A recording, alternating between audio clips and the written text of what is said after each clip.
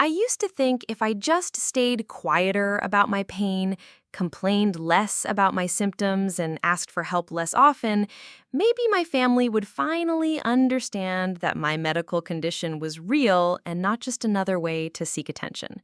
But no matter how much I suffered in silence or how many doctors confirmed my diagnosis, in the Blackstone household, my chronic illness would always be seen as less important than my brother's latest crisis or convenience. Before we jump back in, tell us where you're tuning in from, and if this story touches you, make sure you're subscribed, because tomorrow I've saved something extra special for you. My name is Victoria Blackstone, and growing up in the suburban town of Riverside Heights meant living in a family where appearances mattered more than truth, and where my older brother Derek's immediate wants always outweighed my genuine medical needs. The Blackstone family lived in a pristine colonial house on Maple Grove Lane, where everything looked perfect from the outside, but dysfunction thrived behind closed doors. My father, Robert, worked as a district manager for a regional insurance company, a job that gave him just enough authority to make him feel important and just enough stress to make him perpetually irritable. My mother, Caroline, managed the household with military precision while working part-time as a dental hygienist, maintaining the facade of domestic perfection that our neighborhood expected. Derek was 2 years older than me, blessed with the kind of easy charisma that made adults overlook his increasingly problematic behavior. At 19, he was supposed to be in his sophomore year of college, but a combination of poor grades and disciplinary issues had led to him taking a gap year that was stretching into its second semester. To our parents, Derek was still the charming boy who just needed to find his direction. To me, he was a ticking time bomb whose explosions always seemed to crater my life. The favoritism in our family wasn't subtle, but it was often disguised as concern for Derek's potential versus acceptance of my limitations. When Derek failed out of his first college, Dad immediately started researching alternative schools and gap year programs. When I was diagnosed with fibromyalgia at 16, Dad's first response was to question whether I was really trying hard enough to push through my symptoms. Derek could sleep until 2 p.m. every day, and it was labeled as depression that required understanding and support. When my chronic pain made it difficult for me to sleep, causing me to miss morning classes occasionally, it was seen as a character flaw that needed to be corrected through stricter discipline.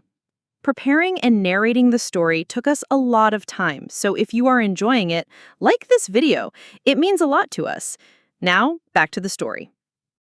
The pattern had been established years before my diagnosis, but my illness had made the inequality impossible to ignore.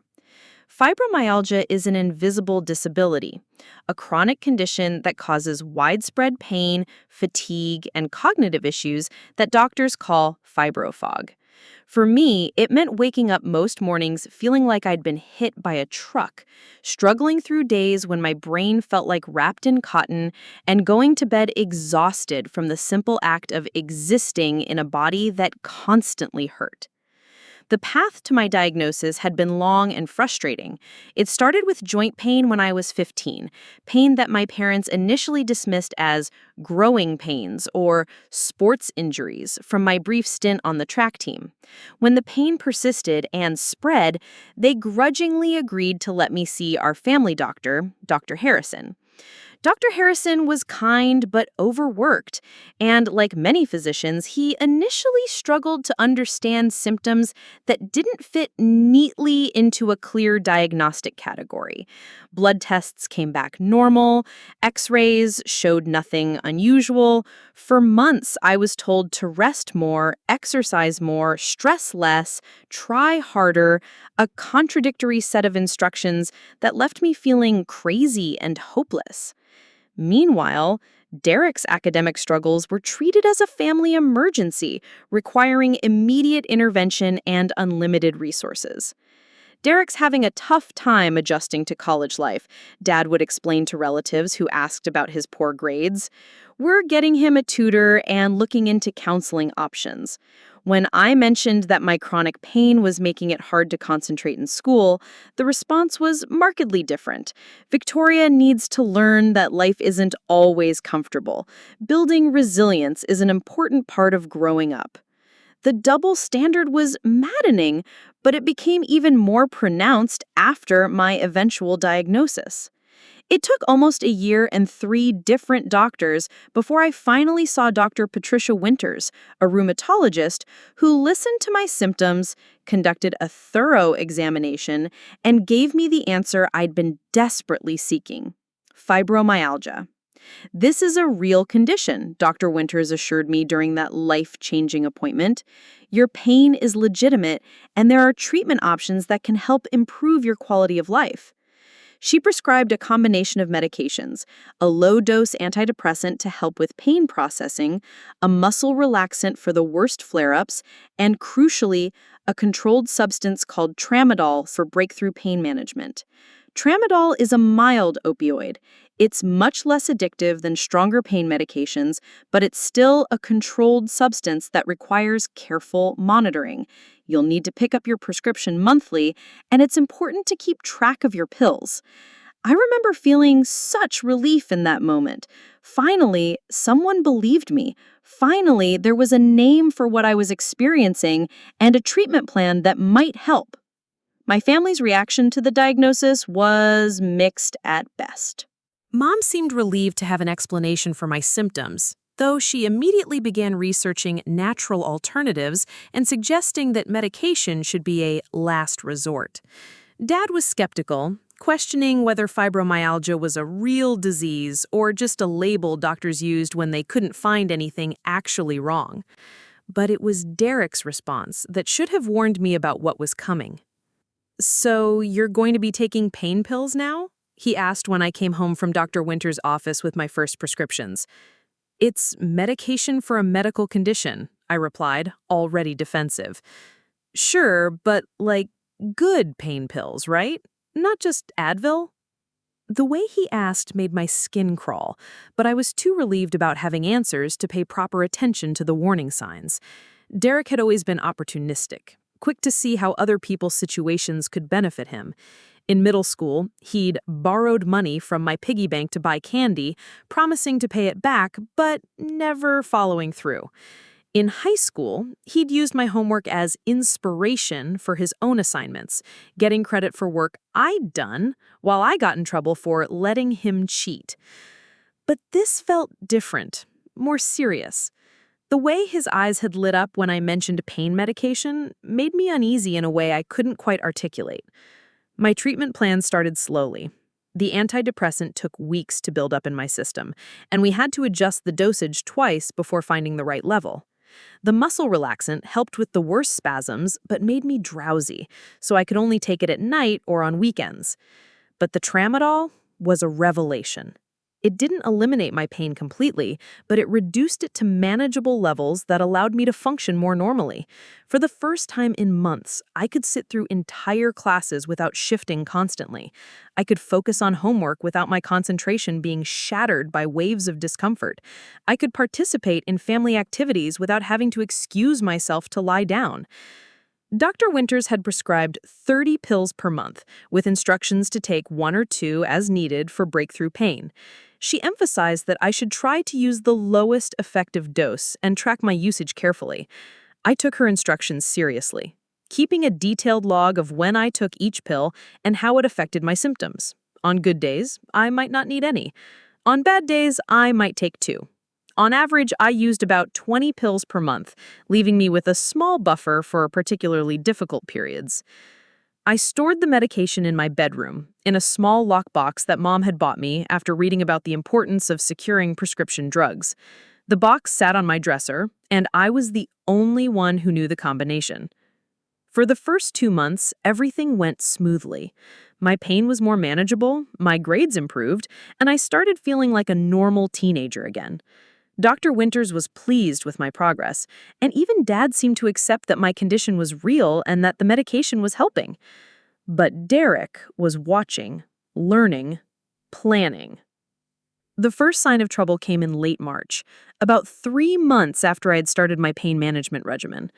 I was getting ready for school on a Tuesday morning when I went to my lockbox to take my daily medication. I opened it and counted the pills, as had become my habit. According to my log, I should have had 12 tramadol left from my current prescription, but I could only find 10. I counted again, thinking I'd made a mistake. Still 10. I checked my log, wondering if I'd forgotten to record taking some pills, but my records were meticulous and the math didn't add up. 2 pills were missing. My first thought was that I'd miscounted when I had picked up the prescription. Pharmacies make mistakes sometimes, right?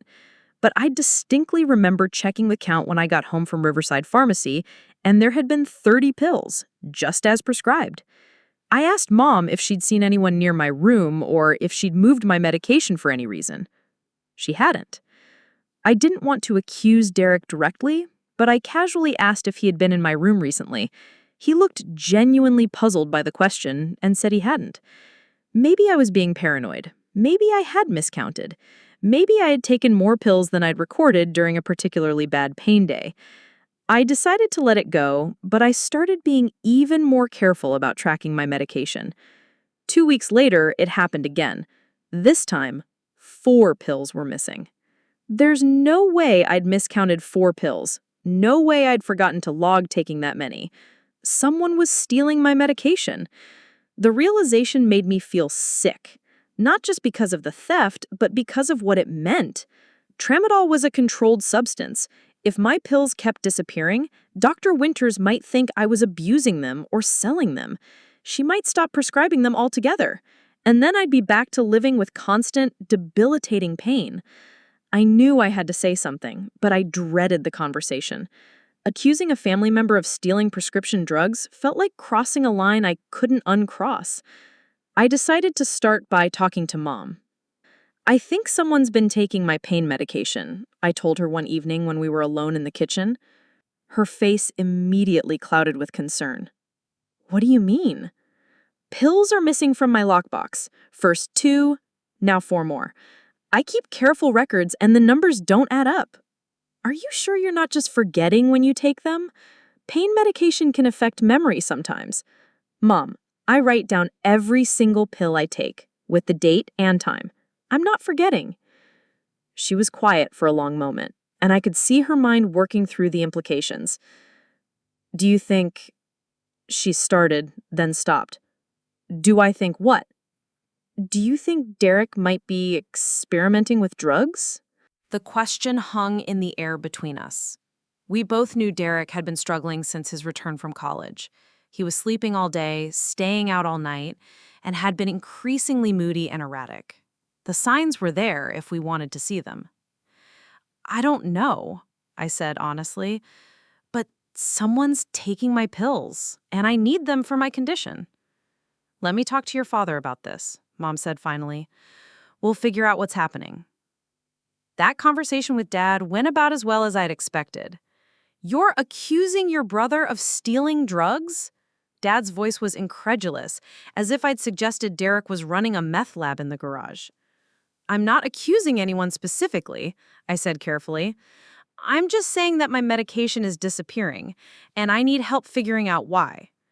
Have you considered that maybe you're taking more than you think you are? Pain medication can be habit-forming, Victoria. Maybe you should talk to your doctor about reducing your dosage." The suggestion hit me like a slap. After months of struggling to get my family to take my condition seriously, Dad was now suggesting that I was the problem, that I was somehow abusing or misusing medication that I desperately needed to function. "Dad, I keep detailed records. I know exactly how many pills I've taken and when." "Records can be wrong. People can convince themselves of things that aren't true, especially when they're dependent on medication." "I'm not dependent on anything." The words came out louder than I'd intended. "I have a medical condition that requires medication. Those pills help me manage chronic pain so I can go to school and live a normal life." "Lower your voice," Dad said sternly, "and watch your tone. We're trying to help you here." By accusing me of being a drug addict? No one's using that word. But we need to consider all possibilities, including the possibility that you're not tracking your medication as carefully as you think you are. The conversation ended with Dad promising to look into the situation, but I could tell he'd already made up his mind. In his view, I was either miscounting my pills or developing a dependency problem. The idea that Derek might be stealing from me wasn't even being seriously considered. Over the next week, I became hyper-vigilant about my medication. I counted the pills multiple times a day, took photos of the contents of my lockbox, and even considered setting up a hidden camera in my room. But Derek was smart. If he was taking my pills, he was being careful about it. Nothing went missing for almost 2 weeks, and I started to wonder if maybe Dad was right. Maybe I had been miscounting somehow. Then I got sick with a stomach bug that kept me home from school for 3 days. I spent most of the time sleeping, and I didn't take any tramadol because nausea was my primary symptom, not pain. When I felt better and went to take my regular dose, 6 pills were missing. 6 pills, taken while I was homesick and monitoring my medication constantly. There was no way I could have miscounted or forgotten about 6 pills. And I'd never taken them while I was too nauseous to keep water down.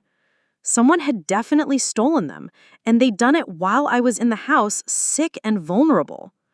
The violation felt overwhelming, not just the theft, but the manipulation and gaslighting that came with it. Someone was stealing medication I needed for a legitimate medical condition, then allowing me to be blamed for the missing pills. When I reported the latest missing pills, Dad's patience finally ran out. "Victoria, this has gone far enough," he said, his voice cold and final. "You're either losing track of your medication or you're taking more than you should be. Either way, we need to address the problem." "What problem? The problem is that someone is stealing from me." "The problem is that you're becoming obsessed with those pills. You're counting them constantly, you're accusing family members of theft, and you're getting agitated whenever anyone questions your usage." "I'm getting agitated because no one believes me." "We believe that you think pills are missing," Mom interjected gently. "But sometimes perception and reality don't align, especially when medication is involved." I stared at my parents in disbelief. They were both looking at me with expressions of concern and pity, as if I were a troubled child who needed help, rather than a victim of theft who needed support. "Fine," I said quietly. "Don't believe me. But when this gets worse, and it will get worse, remember this conversation." I walked upstairs to my room and sat on my bed, staring at the lockbox that no longer felt secure. My medication was disappearing, my family thought I was the problem, and my chronic pain condition was being used as evidence of my unreliability rather than proof of my need for treatment. Derek was winning, just like he always did. He was taking what he wanted, while I got blamed for the consequences. But this time felt different. This time the stakes were higher than missing allowance money or copied homework. This was my health, my ability to function, my quality of life. And if my family wasn't going to protect me from Derek's manipulation, then I was going to have to protect myself. I just had no idea how much worse things were about to get, and that Derek's theft of my medication was about to spiral into something that would attract the attention of federal law enforcement. The quiet, compliant daughter, who'd always absorbed Derek's chaos, was about to discover exactly how far her brother was willing to go to feed whatever habit he was developing. And when that discovery came, it would change everything, not just for me, but for our entire family. The weeks following my family's dismissal of the missing pills passed in a haze of hypervigilance and growing desperation. I found myself checking my lockbox multiple times throughout the day, photographing the contents and keeping increasingly detailed logs that went far beyond what Dr. Winters had recommended. I felt like I was losing my mind, constantly second-guessing myself, while simultaneously knowing with absolute certainty that someone was stealing from me. Derek, meanwhile, seemed to be getting worse. Whatever he was going through, whether it was depression, drug experimentation, or something else entirely, was manifesting in increasingly erratic behavior that somehow never seemed to result in consequences. He'd started staying out until 3 or 4 in the morning, coming home with bloodshot eyes and slurred speech that Mom attributed to exhaustion. He'd been borrowing money constantly, small amounts that added up to significant sums over time, always with elaborate stories about unexpected expenses or temporary cash flow problems. And his mood swings had become unpredictable and sometimes frightening. But whenever I tried to connect Derek's deteriorating behavior with my missing medication, I was shut down immediately. "You're becoming paranoid, Victoria," Dad told me after I mentioned that Derek had seemed particularly agitated on the same day 6 pills had gone missing. "This obsession with your medication is unhealthy." The irony wasn't lost on me that my father was more concerned about my obsession with tracking my legitimately prescribed medication than he was about Derek's obvious signs of substance abuse. 3 weeks after my family had dismissed my concerns as paranoia, the situation escalated dramatically. I had been having a particularly bad flare-up of my fibromyalgia, the kind that made even gentle touches feel like being stabbed with needles. Dr. Winters had recently adjusted my medication regimen, adding a stronger muscle relaxant for severe episodes and slightly increasing my tramadol dosage to help manage breakthrough pain. It was a Friday afternoon, and I just picked up my new prescription from Riverside Pharmacy. The pharmacist, Mrs. Chen, had been particularly careful about explaining the increased dosage and reminding me about proper storage and tracking. "Remember, Victoria, this is now 60 pills per month instead of 30. The same rules apply about keeping them secure and taking them only as prescribed." I nodded, grateful for the increase, but also anxious about having more medication in the house. If Derek was indeed stealing my pills, a larger quantity would be an even bigger temptation.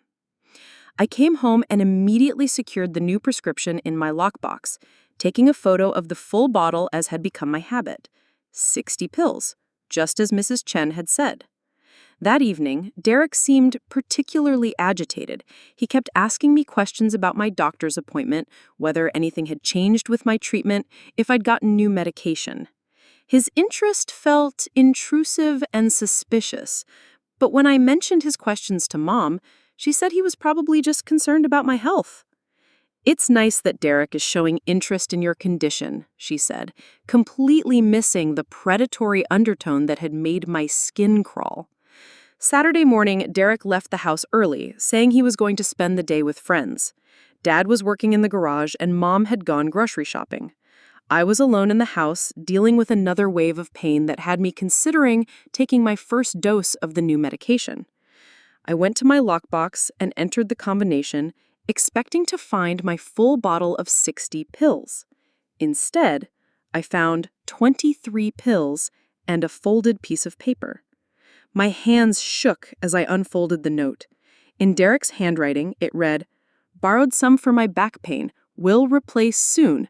Don't tell Mom and Dad. They worried too much." 37 pills.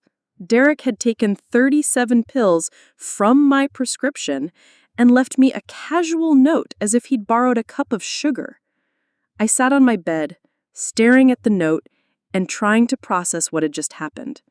This wasn't the gradual theft I had been experiencing before. This was a massive, brazen theft of more than half my monthly medication, committed while I was in the house and documented with a written confession. But even more disturbing was the casual tone of the note. Derek genuinely seemed to think that taking controlled substances from my prescription was equivalent to borrowing household items. He showed no understanding of the seriousness of what he had done, no appreciation for how his theft would affect my pain management, no concern for the legal implications of possessing medication that wasn't prescribed to him. I photographed the note and the remaining pills, then sat down to figure out what to do next. My first instinct was to call the police. Derek had stolen controlled substances, which was a federal crime. But I knew that calling law enforcement on my own brother would effectively end our family as I knew it. And given my parents' refusal to believe my previous reports, I suspected they'd find a way to blame me for whatever consequences Derek faced. When Mom returned from grocery shopping, I showed her the note and explained what had happened. Her first response wasn't anger at Derek or concern for my medical needs. It was anxiety about family drama. "Oh, Victoria, this is so complicated," she said, sinking into a kitchen chair. "Derek's been having such a hard time lately. Maybe he really is having back pain and didn't know how to ask for help." Mom, he stole controlled substances. That's a federal crime. Don't be so dramatic. He's your brother, not some street criminal. He committed the same crime that street criminals commit when they steal prescription drugs. That's different, and you know it. Derek's not selling drugs or getting high. He's probably just self-medicating for legitimate pain. The mental gymnastics were astounding. Derek's theoretical back pain was automatically assumed to be legitimate and worthy of compassion, while my diagnosed medical condition was constantly questioned and minimized. When Dad came in from the garage, the conversation became even more surreal. "Derek left you a note explaining what happened," Dad said after Mom filled him in. "That shows he wasn't trying to be sneaky or dishonest. He stole 37 pills. He borrowed medication that he believed could help with his own pain, and he promised to replace them. With what? He doesn't have a prescription for tramadol. The only way he can replace them is by buying them illegally or stealing them from someone else." Dad paused, clearly not having considered this logic. "We'll talk to Derek when he gets home. I'm sure there's an explanation for all of this." There is an explanation. Derek is abusing prescription drugs and stealing from me to feed his habit. That's a very serious accusation, Victoria. Are you sure you want to make claims like that about your own brother? The implication was clear. I was being disloyal and dramatic by pointing out Derek's obvious drug abuse. Once again, I was being positioned as the problem for noticing and reporting Derek's destructive behavior. Derek didn't come home that night, or the next night. By Sunday evening, my parents were starting to worry, but their concern was focused entirely on Derek's well-being rather than on what he might be doing with the stolen medication. "Maybe we should call some of his friends," Mom suggested. "Maybe we should call the police and report him as a drug thief," I countered. "Victoria, that's enough. Your brother is missing and all you can think about is your pills? My brother is probably selling my pills to buy other drugs, and all you can think about is protecting him from consequences?" The argument that followed was the worst fight we had ever had as a family. Dad accused me of being selfish and vindictive. Mom cried and begged us to stop attacking each other. And I finally said what I'd been thinking for months. "You would rather believe that I'm a drug-seeking liar than accept that your precious son is a thief and an addict." The silence that followed was deafening. Derek finally came home Monday evening, looking haggard and defensive. He immediately went to his room without speaking to anyone, but I could hear my parents talking to him in hushed tones through his closed door. An hour later, Dad knocked on my bedroom door. "Derek explained everything," he said. "He's been having severe back pain from an old sports injury, and he was too embarrassed to ask for help. He panicked and took some of your medication, but he realizes it was wrong. And the 37 pills? He lost some of them, but he's going to pay for a replacement prescription." He lost them?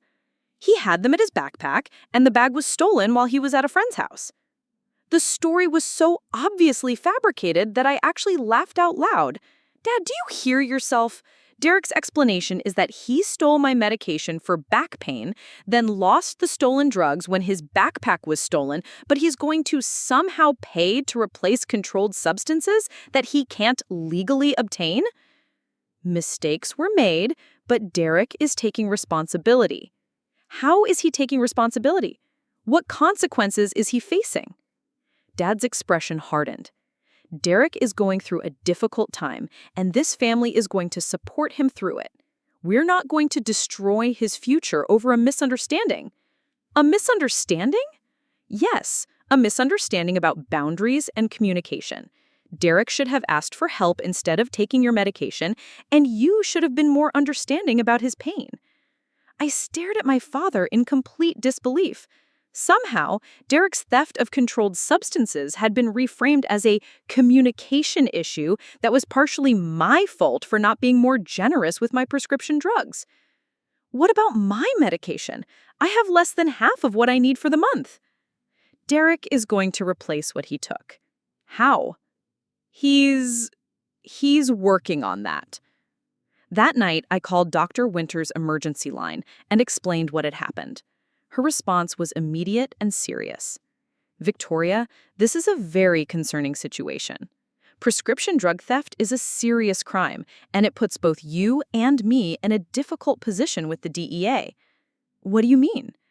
When controlled substances go missing, the prescribing physician becomes responsible for explaining the discrepancy.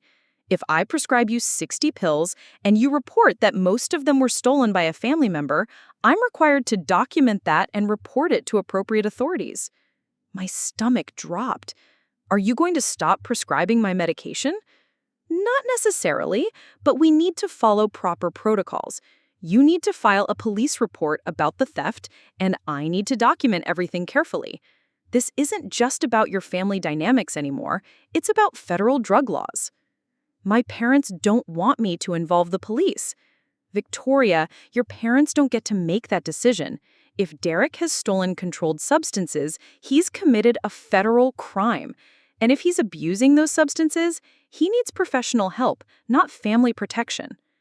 After I hung up, I sat in my room thinking about what Dr. Winters had said. This situation was bigger than family drama or sibling rivalry.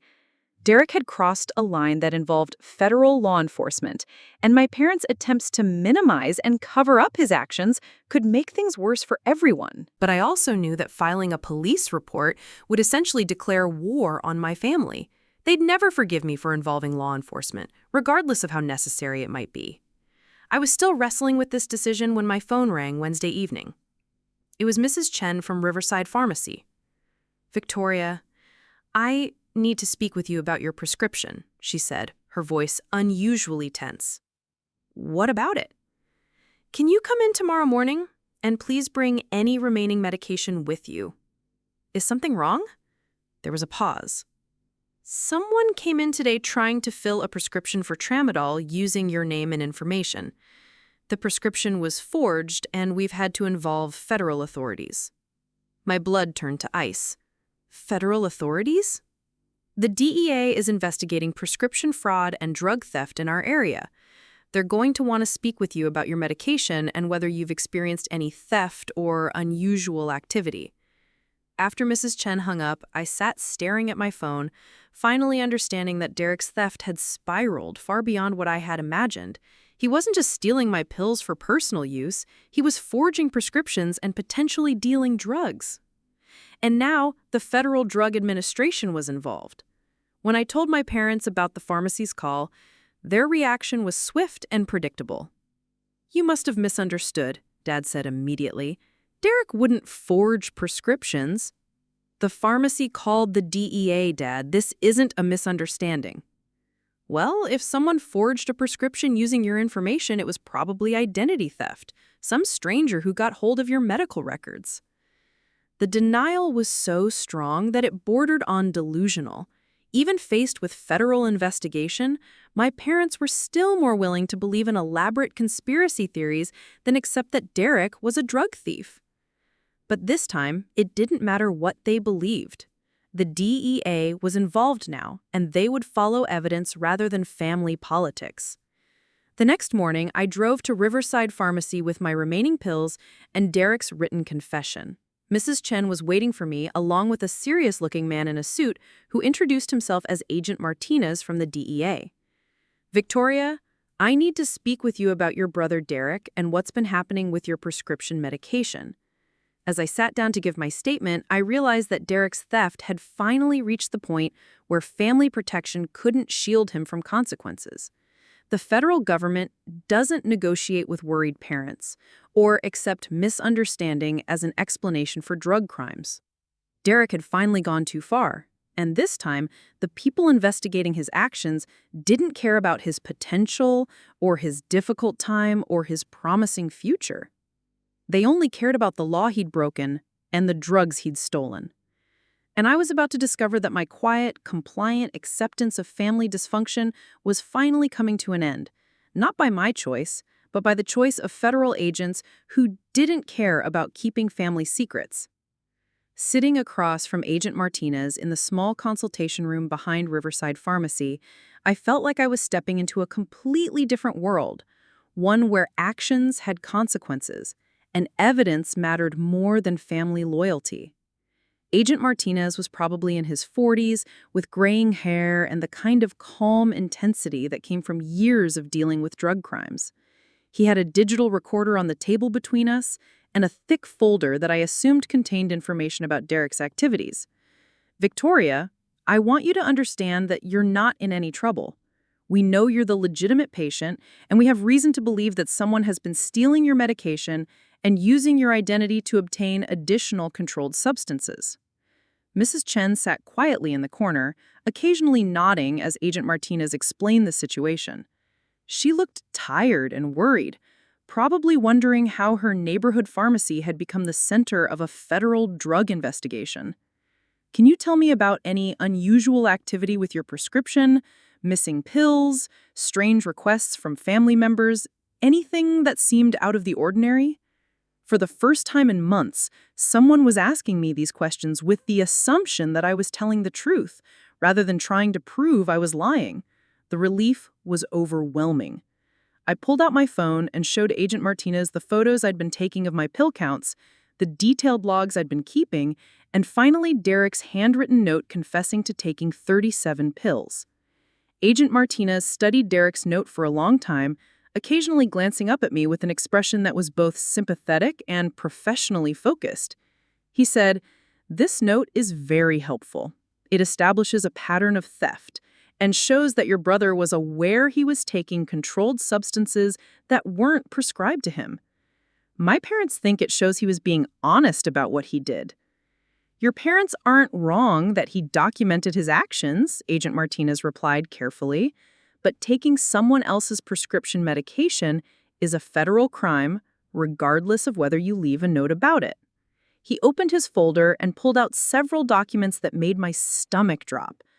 "Victoria, your brother, Derek, attempted to fill a forged prescription for tramadol yesterday using your name and patient information. The prescription was for 120 pills, twice your normal monthly amount." I stared at the forged prescription slip.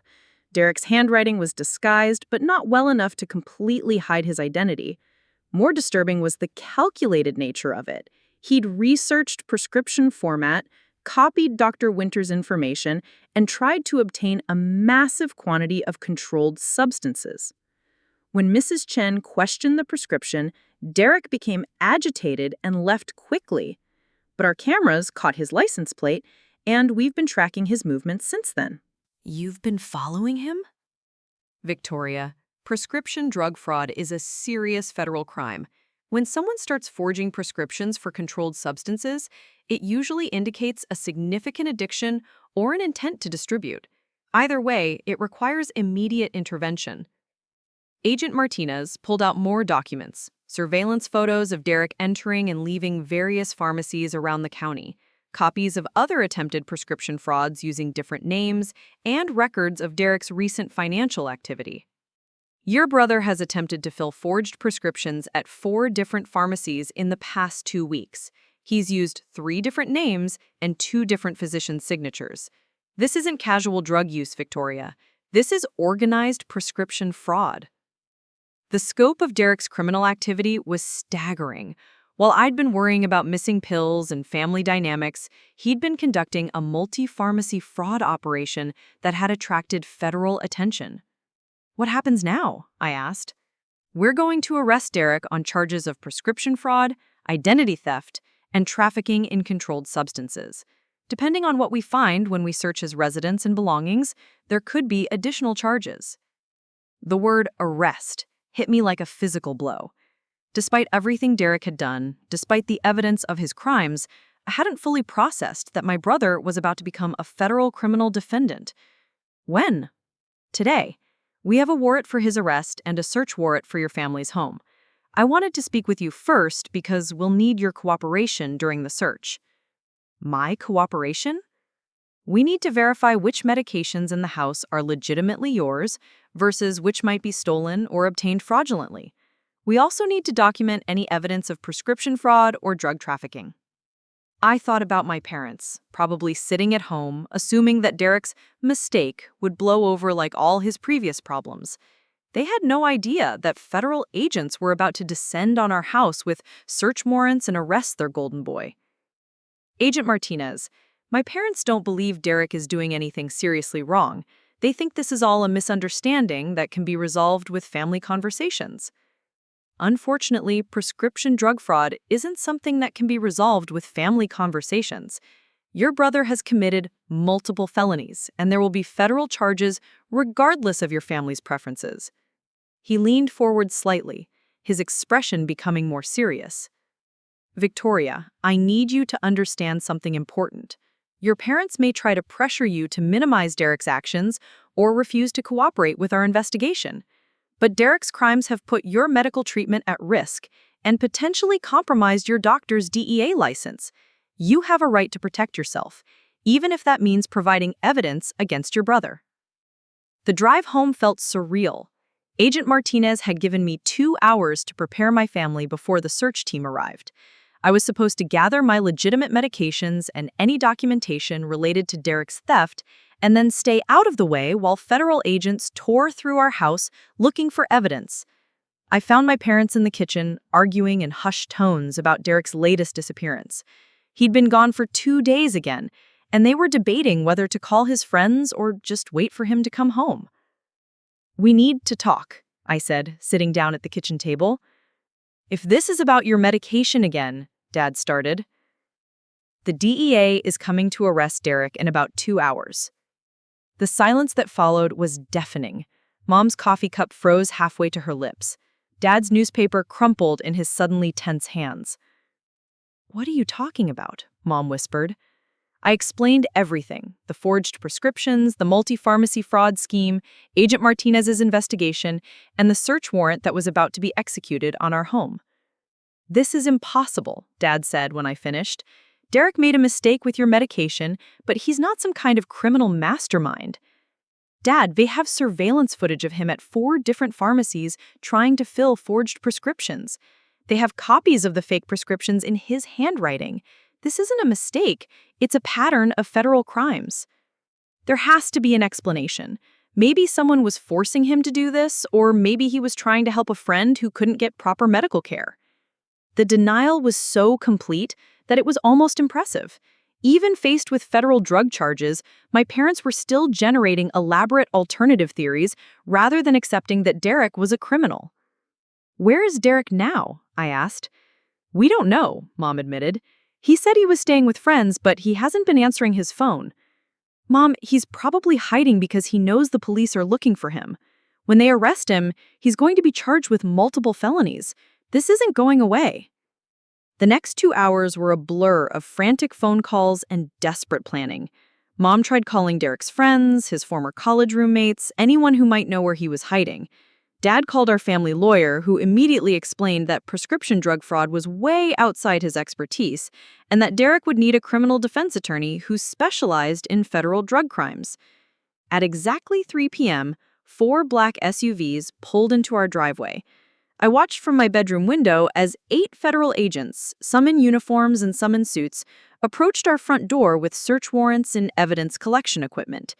Agent Martinez was among them, looking grimly professional as he rang our doorbell. The search was methodical and thorough. While Agent Martinez explained the warrant to my parents in the living room, other agents systematically went through every room of the house, looking for drugs, drug paraphernalia, evidence of prescription fraud, and anything else related to Derek's criminal activities. They found more than I'd expected. In Derek's bedroom, hidden in a shoebox in his closet, agents discovered nearly 200 pills of various controlled substances, not just tramadol, but also oxycodone, Adderall, and Xanax. Some were clearly pharmacy pills in legitimate bottles with other people's names on them. Others were loose pills that had obviously been separated from their original containers. "Victoria," Agent Martinez called me into Derek's room, "can you identify any of these medications as yours?" I looked at the evidence bags containing dozens of pills and felt sick. Some of the tramadol was definitely mine. I recognized the distinctive white tablets from my prescription. But the sheer volume of drugs suggested that Derek had been stealing from multiple people for months. "Some of the tramadol is probably mine," I said quietly, "but I don't take any of these other medications." "Do you recognize any of the names on these prescription bottles?" I looked at the labels and saw names I didn't recognize, probably people Derek had met through whatever networks he'd become involved with. But one name made my blood run cold. Mrs. Henderson, our elderly neighbor from 2 houses down. "I know Mrs. Henderson," I said. "She's our neighbor. She's in her 80s and has a lot of health problems." Agent Martinez's expression darkened. Stealing medication from elderly patients is a particularly serious offense. It can be charged as elder abuse in addition to drug trafficking. As the search continued, the full scope of Derek's operation became clear. Agents found fake prescription pads, reference materials about different controlled substances, and even a notebook containing names and addresses of elderly neighbors, along with notes about their medical conditions and the likely prescriptions. Derek hadn't just been stealing my medication and forging prescriptions, he'd been systematically targeting vulnerable people in our community, stealing their pain medication and anxiety drugs to feed his own addiction or to sell to others. My parents watched the evidence accumulate with growing horror. Mom was crying quietly as agents photographed pill bottles with elderly neighbors' names on them. Dad was trying to maintain his composure, but his face had gone completely pale as the reality of Derek's crimes became undeniable. "Mrs. Blackstone," Agent Martinez said to my mother, "we're going to need you to contact Derek and convince him to turn himself in. Right now, he's a fugitive from federal drug charges, and his situation gets worse every day he remains on the run." "I don't know where he is," Mom said through her tears. "He hasn't been answering our calls." "Ma'am, Derek is probably aware that we're looking for him. He may be using drugs heavily or engaging in increasingly desperate behavior to avoid arrest. The longer this goes on, the more dangerous it becomes for everyone involved." After the search team left with boxes of evidence, our house felt like a crime scene. The systematic violation of every room, the evidence tags marking where drugs and paraphernalia had been found, the business cards from federal agents, it all served as undeniable proof that Derek's mistakes were actually serious crimes that had been escalating for months. That evening, our family lawyer called with sobering news about Derek's legal situation. "Based on what the prosecutor's office has told me, Derek is looking at a minimum of 5 years in federal prison if he's convicted on all charges: prescription fraud, identity theft, trafficking in controlled substances, and elder abuse. These are serious felonies with mandatory minimum sentences." "But this is his first offense," Dad protested. "Doesn't that matter?" "Robert, Derek attempted prescription fraud at 4 different pharmacies and stole medication from multiple victims, including elderly neighbors. This isn't a first-time mistake, it's an organized criminal enterprise. The federal prosecutor isn't going to treat this as a youthful indiscretion." "What if he goes to rehab? What if he gets treatment for addiction?" "Treatment might help with sentencing, but it won't eliminate the criminal charges. Derek needs to turn himself in immediately and start cooperating with federal investigators. Every day he stays on the run makes his situation worse." We didn't hear from Derek for 3 more days. During that time, Agent Martinez called twice with updates. They'd tracked Derek to a motel outside the county, but he'd fled before they could arrest him. They'd also identified 2 more victims of his prescription theft, bringing the total number of people he'd stolen from to at least 7. On Saturday morning, Derek finally called home. "Mom, I need help," he said when she answered the phone. Everything's gone wrong, and I don't know what to do." I could hear his voice through the speaker. He sounded desperate, exhausted, and probably under the influence of something. Mom immediately went into protective mode, assuring him that everything would be okay and that the family would figure out how to fix the situation. But when she handed the phone to Dad, Derek's story became clear. "Dad, I messed up really bad. I took some pills that weren't mine, and now the police think I'm some kind of drug dealer." "Derek, where are you? We need to get you home and figure this out." "I can't come home. They're watching the house. I saw the cars when I drove by last night." "Son, you need to turn yourself in. The longer you run, the worse this gets." "Turn myself in for what? I borrowed some medication from Victoria, and I tried to get some more when I ran out. It's not like I was selling drugs to kids or something." Even now, facing federal drug charges and living as a fugitive, Derek was still minimizing his actions and refusing to accept responsibility for the scope of his crimes. He genuinely seemed to believe that stealing controlled substances from 7 different people, including elderly neighbors, was equivalent to borrowing household items. That conversation was the moment I finally understood that Derek was never going to voluntarily face consequences for his actions. He was going to continue running, continue using drugs, continue putting our family and our community at risk until he was forcibly stopped. And I realized that I was done protecting him. When Agent Martinez called later that day, asking if we'd heard from Derek, I made a decision that would have been unthinkable 6 months earlier. "Agent Martinez, Derek called this morning. He's scared and he's using drugs, but he's not ready to turn himself in. I think he's going to keep running until you catch him. Do you have any idea where he might be?" He mentioned seeing surveillance cars when he drove by the house last night, and he's probably staying somewhere that takes cash payments and doesn't ask questions. That's helpful information, Victoria. Is there anything else you can tell me that might help us locate him? I thought about Derek's friends, his usual hangouts, the places he'd mentioned in conversations over the past few months. Information that, as his sister, I was supposed to keep confidential. But Derek had forfeited his right to my loyalty when he started stealing medication from elderly neighbors and putting my medical treatment at risk. "Agent Martinez, I'll help you find him." The words felt strange coming out of my mouth, but also strangely liberating. For the first time in my life, I was choosing justice over family loyalty, truth over convenient lies. And I was about to discover that sometimes the most loving thing you can do for someone is to stop enabling their destructive behavior, even when that means helping federal agents arrest them. Working with Agent Martinez to locate Derek felt like crossing a line I'd never imagined I'd cross. But as I provided information about my brother's habits, his friends, and his likely hiding places, I felt something I hadn't experienced in months. The relief of finally being on the side of truth rather than complicity. "Derek used to work at Morrison's Auto Repair before college," I told Agent Martinez during our phone conversation. "The owner, Mr. Morrison, always liked him. Derek might try to hide out there, or Mr. Morrison might know where he'd go." "What about friends from high school? Anyone who might help him hide?" I thought about Derek's social circle, which had always been a mix of genuinely good kids and troublemakers he'd gravitated toward when he wanted to feel rebellious. There's Jake Sullivan. They've been friends since middle school. Jake's had some problems with drugs before, so he might be sympathetic.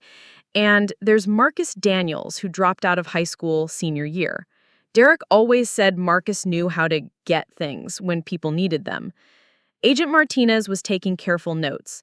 "Do you have addresses or phone numbers for any of these people?"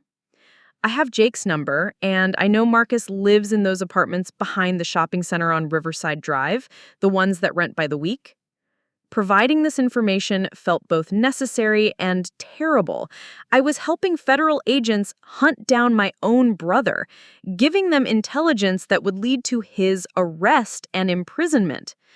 But I kept reminding myself of Mrs. Henderson's prescription bottle among Derek's stash, of the elderly neighbors he'd victimized, of the pain patients he'd left without medication so he could feed his addiction. Derek had made his choices. Now I was making mine. The breakthrough came 2 days later. Agent Martinez called me Wednesday morning with news that Derek had been spotted at a pharmacy in the next county, apparently attempting another prescription fraud. "We have units moving to that location now," he told me. "But Victoria, I want you to be prepared. Derek may try to contact your family when he realizes we're closing in. If he calls, try to convince him to surrender peacefully." "What if he won't listen?" "Then you stay on the line and keep him talking while we trace the call. Do not put yourself in danger by trying to meet with him or help him in any way." An hour later, my phone rang. Derek's name appeared on the screen, and my heart started racing. "Victoria, I need your help," he said immediately, his voice desperate and shaky. "The cops are everywhere, and I don't know what to do." "Derek, where are you?" "I can't tell you that, but I need you to bring me some money and maybe some of your pills, just enough to get me through the next few days until I can figure this out." The audacity was breathtaking. Even as a fugitive facing federal drug charges, Derek was still trying to get me to provide him with controlled substances. "Derek, I'm not giving you my medication. You need to turn yourself in." "Victoria, please, you're my sister. You have to help me." "I am helping you. I'm telling you to surrender before this gets worse." "Worse? How could it get worse? They're treating me like I'm some kind of major drug dealer when all I did was borrow some pills." Even now, Derek was still minimizing his crimes. The theft from 7 victims, the forged prescriptions, the elder abuse. In his mind, it was all just borrowing some pills. "Derek, they found drugs from Mrs. Henderson in your room. She's 84 years old and has cancer. You stole pain medication from a cancer patient." "I didn't steal anything from Mrs. Henderson. Someone must have planted that stuff to frame me." The denial was so complete that it was almost impressive. Derek genuinely seemed to believe that federal agents had planted evidence in his bedroom to frame him for crimes he was obviously guilty of. "Derek, they have surveillance footage of you at 4 different pharmacies. They have the forged prescriptions in your handwriting. This isn't a frame job, it's evidence of what you did." "Derek, I don't understand. I'm sick. I need those pills just to function. I wasn't selling them or anything. I was just trying to manage my own pain." What pain, Derek? You've never had a medical condition that required pain medication. I have back problems and anxiety and other stuff that doctors don't understand. It was the classic addiction narrative, suddenly discovering multiple medical conditions that required controlled substances, conditions that had never been mentioned before the drug use began. I kept Derek talking for 23 minutes, following Agent Martinez's instructions to maintain contact while federal agents traced his location. During that conversation, Derek admitted to facts that would later prove crucial in his prosecution. "Okay, maybe I did take some pills for Mrs. Henderson," he said when I pressed him about the evidence. "But she has bottles and bottles of them. She wasn't even using all of them." "So you decided to steal them?" "I didn't steal them. I was helping her manage her medication. Old people get confused about their pills all the time." "Derek, that's elder abuse. That's a federal crime with a mandatory minimum sentence." "It's not elder abuse. I was helping her. By taking her cancer pain medication, she had more than she needed." Each admission was more damning than the last. Derek was essentially confessing to federal crimes while trying to justify his actions as acts of kindness or medical necessity. When Agent Martinez called me later that afternoon, I could hear satisfaction in his voice. "We got him, Victoria. Derek was arrested at a motel about 40 miles from your house. He had multiple fake IDs, more stolen prescription drugs, and about $3,000 in cash that we believe came from selling controlled substances." "How is he?" "He's physically fine, but he's clearly under the influence of something.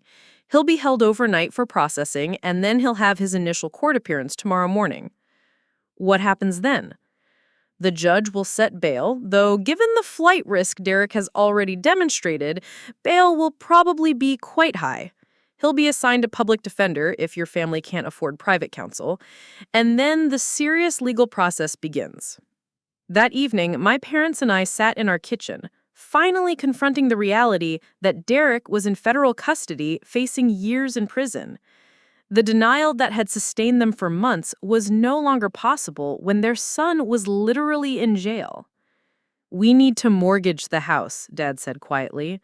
"Derek's bail is going to be expensive, and we'll need money for a good lawyer." "Robert, we can't afford that. We're already behind on bills from Derek's college expenses and all the money we've lent him. We can't just let him sit in jail. We might not have a choice." I listened to them debate our family's financial ruin in service of Derek's legal defense, and I felt a strange detachment from the conversation. Their son was a federal drug criminal who had stolen from elderly neighbors, but their primary concern was still protecting him from consequences. "What about the victims?" I asked quietly. Both parents looked at me with confusion. "What about Mrs. Henderson? What about the other people Derek stole from? Are we going to apologize to them? Are we going to try to make amends?" "Victoria, we need to focus on Derek right now," Dad said dismissively. "We can worry about other things later." "Other things?" "Dad, Derek stole cancer pain medication from our elderly neighbor. Don't you think we owe her an apology at minimum?" "Derek is our son. Our priority has to be supporting him through this difficult time." "What about supporting his victims through their difficult time? What about supporting me through having my medical treatment disrupted and my identity used for prescription fraud?" The silence that followed was telling. Even now, with Derek in federal custody and the evidence of his crimes undeniable, my parents' loyalty remained exclusively focused on protecting him rather than acknowledging the harm he had caused. Derek's arraignment the next morning was a sobering experience. Seeing my brother in an orange jumpsuit, shackled and flanked by federal marshals, made the reality of his situation impossible to ignore. The charges read by the prosecutor were extensive. 4 counts of prescription fraud, 3 counts of identity theft, 2 counts of trafficking in controlled substances, 1 count of elder abuse, and 1 count of fleeing to avoid prosecution. If convicted on all counts, Derek faced a minimum of 8 years in federal prison and a maximum of 25 years. His public defender, a harried-looking woman who'd clearly been assigned the case that morning, requested reasonable bail and promised that Derek would comply with all court orders. The prosecutor argued that Derek was a flight risk who had already demonstrated a willingness to flee from law enforcement and continue committing crimes while on the run. Judge Patricia Reynolds, a stern woman in her 60s, listened to both arguments before setting bail at $250,000, far more than our family could afford without destroying our financial future. "Mr. Blackstone," Judge Reynolds addressed Derek directly, "you are charged with serious federal crimes involving the theft and distribution of controlled substances. If you make bail, you will be subject to electronic monitoring, weekly drug testing, and a restriction from entering any pharmacy or medical facility without prior court approval. Do you understand these conditions?" Derek nodded, but I could see in his posture that he was already calculating how to work around the restrictions. After the hearing, our family lawyer explained Derek's options, none of which were good. Derek can take a plea deal, which would probably involve pleading guilty to the most serious charges in exchange for a reduced sentence of 5 to 8 years, or he can go to trial, risk conviction on all charges, and face the full 25-year maximum. "What are his chances at trial?" Dad asked. "Honestly, not good. The government has surveillance footage, recorded phone conversations, physical evidence, and Derek's own admissions. This isn't a case where we can argue innocence. We'd be arguing for mitigation." "Mitigation?" "Addiction as a mitigating factor. mental health issues, family circumstances, things that might convince a judge to impose a sentence at the lower end of the guidelines. And if Derek doesn't take the plea deal, then he goes to trial, probably gets convicted on most charges, and faces a much longer sentence. Federal judges don't like defendants who put the government through the expense of a trial when the evidence is overwhelming. That afternoon, I drove to Mrs. Henderson's house by myself. Someone from our family needed to apologize for what Derek had done, and it clearly wasn't going to be my parents. Mrs. Henderson answered the door slowly, leaning heavily on her walker. She looked frail and tired, and I felt a wave of rage at Derek for victimizing someone so vulnerable. "Victoria, dear, how are you?" she asked warmly. "I heard there was some trouble at your house earlier this week." "Mrs. Henderson, I came to apologize. My brother Derek stole your prescription medication, and I wanted you to know how sorry I am about what he did to you." Her expression shifted from confusion to understanding to sadness. "Oh, that was your brother. I couldn't figure out how my pills kept going missing. I thought I was becoming forgetful." "No, ma'am. Derek was stealing them. The police found your medication in his room when they searched our house." Mrs. Henderson sat down heavily in her chair, the full impact of Derek's betrayal settling over her. "I've known that boy since he was little," she said quietly. "He used to help me with my groceries. I trusted him." "I know. I'm so sorry he violated that trust." "Victoria, I've been rationing my pain medication for weeks because I thought I was taking too many. I've been in terrible pain because I thought I was being irresponsible with my pills." The cruelty of it was staggering. Derek's theft hadn't just deprived Mrs. Henderson of medication. It had made her doubt her own memory and judgment, forcing her to suffer unnecessarily while blaming herself for pills that had actually been stolen. "Mrs. Henderson, have you been able to get replacement medication? The doctor gave me a new prescription, but the insurance company is asking questions about why I needed it refilled early. It's all very complicated and embarrassing." I sat with Mrs. Henderson for an hour listening to her describe the impact of Derek's theft on her daily life, her medical care, and her sense of security in her own home. By the time I left, I understood that Derek's crimes had caused suffering that went far beyond the monetary value of stolen pills. Derek remained in jail for 3 weeks before finally accepting a plea deal. 5 years in federal prison, followed by 3 years of supervised probation. He would be eligible for parole after serving 4 years if he completed drug treatment programs and maintained good behavior. The day Derek entered his guilty plea, I sat in the courtroom gallery watching him acknowledge his crimes in front of Judge Reynolds. "Mr. Blackstone, do you understand that by entering this plea, you are admitting to stealing prescription medication from multiple victims, including elderly residents of your community?" "Yes, Your Honor." "Do you understand that your actions caused harm not only to the direct victims of your theft, but also to the medical professionals who prescribed these medications and the community members whose trust you violated?" "Yes, Your Honor." "Do you have anything you'd like to say to the court before I accept your plea?" Derek stood silently for a long moment, and I wondered if he would finally take full responsibility for his actions and express genuine remorse for the people he'd hurt. "Your Honor, I want to say that I never meant for things to go this far. I was struggling with addiction, and I made some really bad choices. I'm sorry for the trouble I've caused everyone." Even in his plea allocution, Derek couldn't bring himself to specifically acknowledge his victims or the deliberate nature of his crimes. It was all still bad choices and trouble rather than theft, fraud, and elder abuse. But Judge Reynolds wasn't satisfied with Derek's vague apology.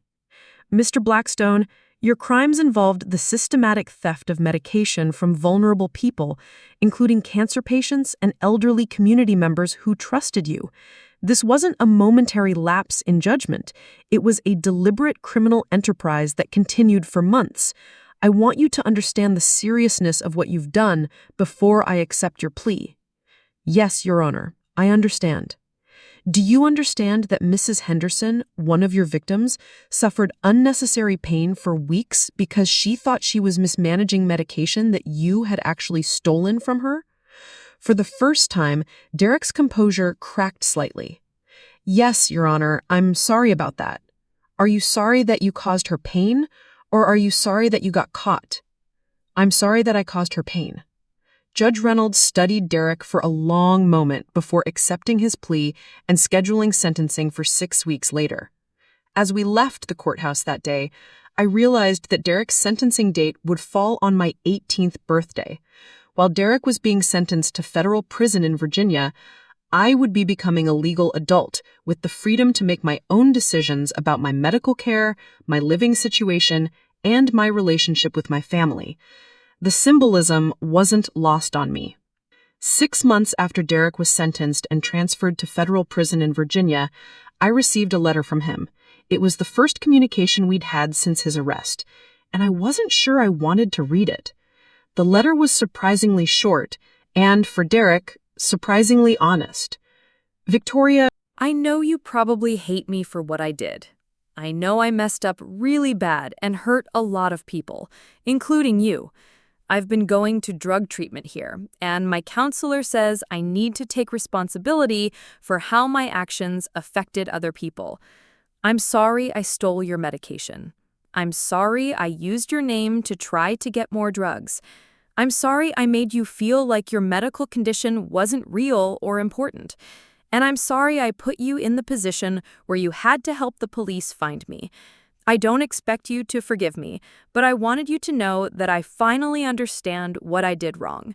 It wasn't just about the drugs. It was about treating you like your needs didn't matter as much as mine.